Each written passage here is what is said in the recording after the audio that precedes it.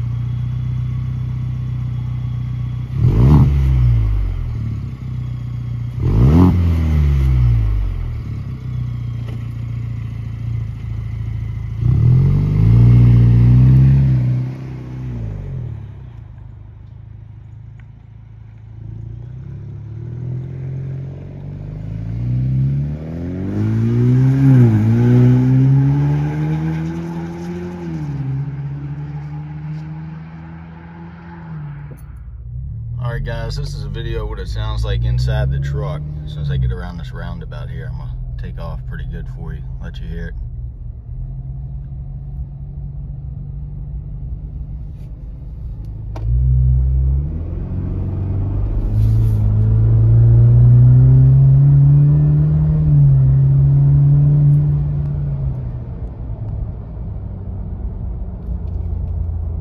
As you can see, it sounds pretty good.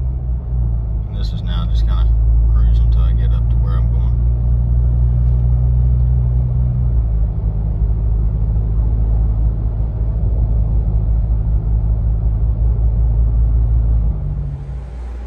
Alright guys, I hope this video helped y'all out. Hit the like button, the subscribe button.